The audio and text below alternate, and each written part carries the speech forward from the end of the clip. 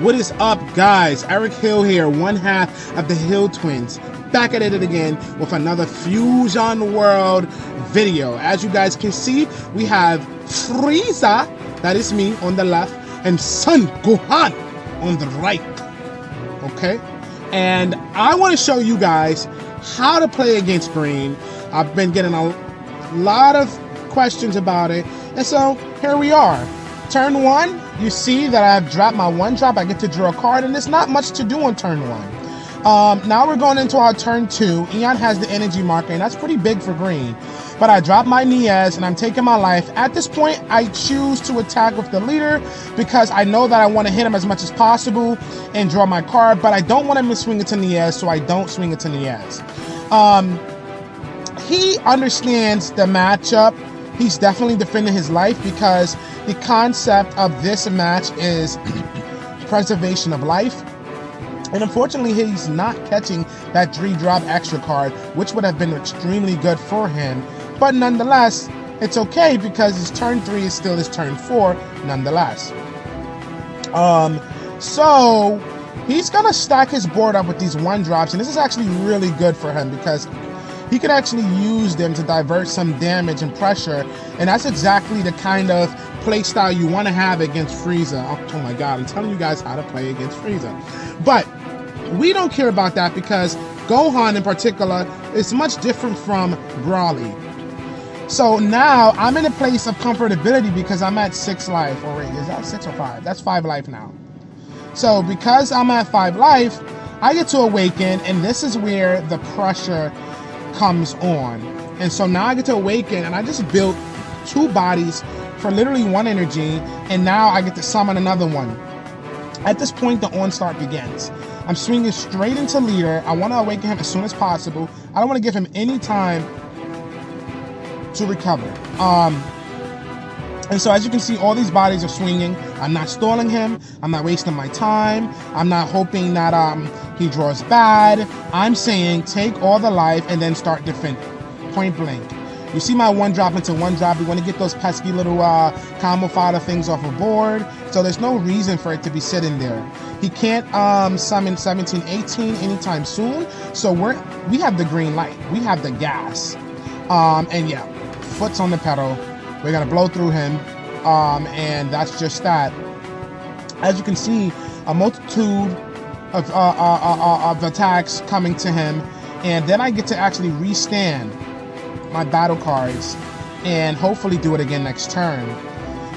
Eon playing the 4-drop, and this is actually pretty big because obviously he gets that ramp and he actually gets to take some pressure off, which is big. So it's gonna go ahead and swing at the 1-drop, just takes it off. And I choose to block because at the end of the day, one of these cards are going to die anyways. So I can actually keep the 1-drop on board or stop him from swinging at another card because I chose to block. So it's value innately because that 1-drop will survive.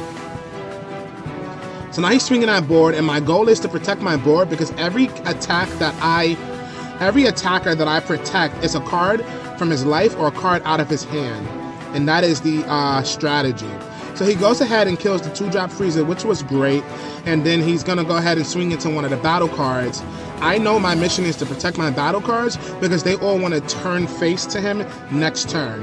So we're going into our turn 4. And this is pretty big because he has a decent amount of cards in his hand. But we understand that that doesn't matter. And Jesus Christ, a drill raccoon. And so everything is going straight face into leader at this point. And we're going to take about 5 to 6 cards out of his hand this turn. And that's extremely powerful. And this is, again, before he even gets to 17, 18. Because he's going to 5 energy next turn. So then I start swinging at the Vegeta. And I said, you know what? I kind of want this Vegeta gone. I anticipate that he's going to actually defend his life. So let's kill the Vegeta or make him lose cards from his hand the same way he would with the life. And so he understands that if he protects Vegeta the way that he protects his life, he gets another card on board or maintains a card on board and can utilize his effect to ultimately pressure, kill my board and pressure me. So essentially it's the same thing as defending life. So he understands the logic, but there's just so much more attacks coming, and pretty much he has this big 20k blocker that he's defending. And it's definitely an investment, and it makes sense. But now you see me go into this Raccoon Ginyu again, and this combo is just so powerful because it gives you an onslaught of attackers. You just have so many numbers, and I mean, you can kind of see that the match is already one-sided just because of the amount of attackers alone that I have. And so he's defending.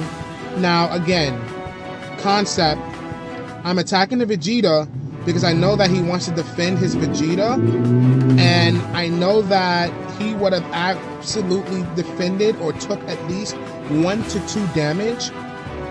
So where I can take cards out of his hand, I would rather do that because there's no way to pacify my board at this point.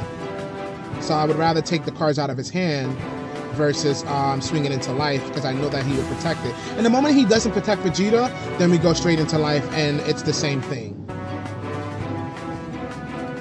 So it's his turn. He attacks, and I go ahead and combo off the Sorbet, which was valued from blocking last turn.